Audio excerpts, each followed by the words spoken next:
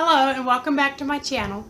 So today we're going to be making apple cider vinegar, and this is something that I usually get from Pennsylvania. I get the apple cider from Pennsylvania at an organic Amish farm where my mom will go over and get it for me and put it in containers and bring it back to me.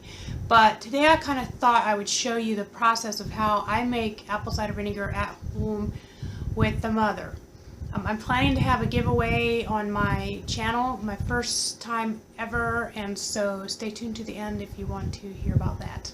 One of the ways that people used to make apple cider vinegar in some cultures is they would take the apple cider and they would set it out, and they would let fruit flies get in the apple cider. Then they would cap it, and the fruit flies would die in there, and they would create like a slime. And now I tried it one time just to see if this actually does happen, and it does. They create like a little slime, and then the vinegar will build around them. And they claim that's sweeter vinegar.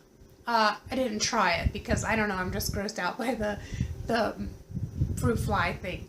But they would then take that vinegar and they would use that mother to create the next vinegar, and they thought the vinegar was sweeter, more mature tasting vinegar. I do know that my own vinegars, I catch a different batch of yeast every time. If I wanted the flavor to stay exactly the same, I didn't want any variations in my vinegar, I would take the mother from the vinegar I like the most and put that into the juice or the apple cider that we created fresh. The first thing you want to do is start off with organic apples.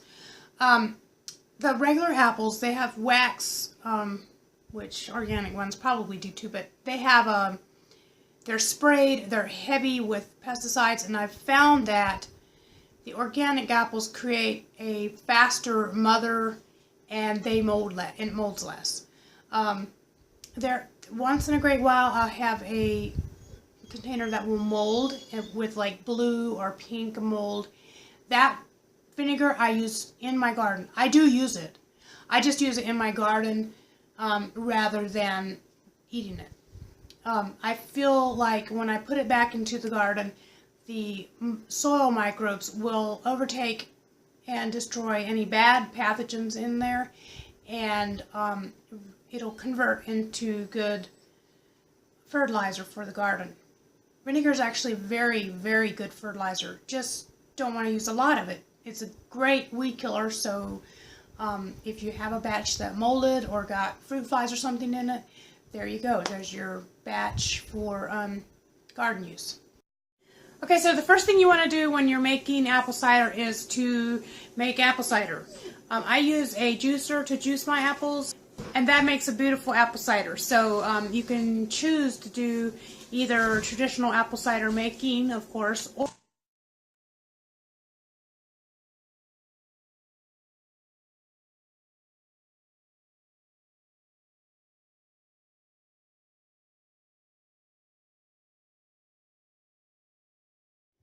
after it's sat for about 5 minutes, then you want to scrape off the foam from the top of it, and that creates your apple cider.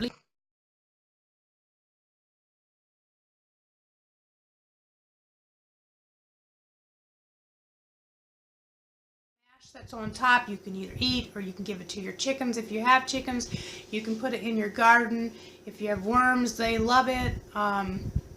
If you want to, you can just put it in the trash, but I don't recommend that. I would highly suggest putting it in the compost pot at least.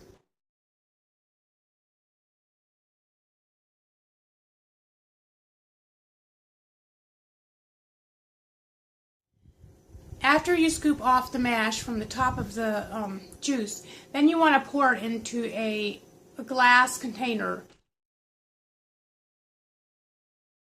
and cap it. Either use a coffee filter, a rag, plenty of cheesecloth, something that the fruit flies can't get through. So one of the things that you don't want to do if you put your apple cider in a glass jar, You don't want to have the lid like super tight, and you can see that ring there. That ring should come off.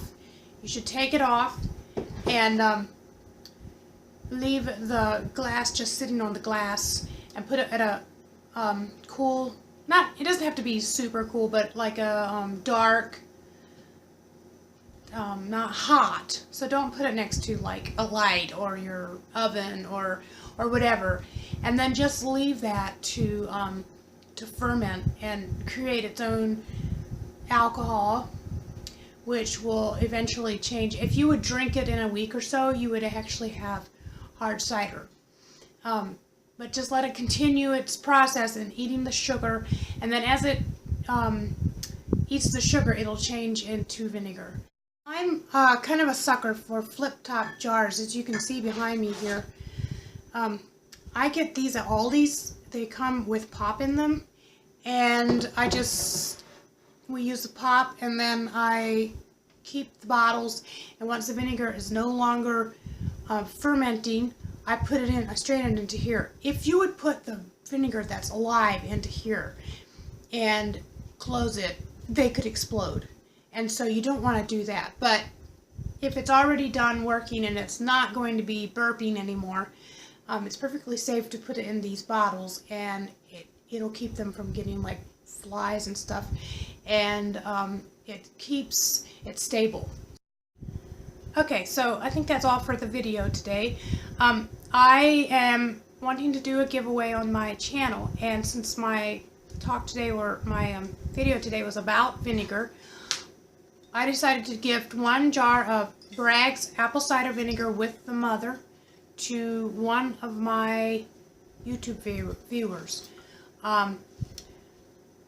All you need to do is be subscribed to my channel and reply to me if I contact you, and we will do that in 2 weeks. We will let you know who has won the vinegar. So thank you so much for watching, and I hope you have a great day.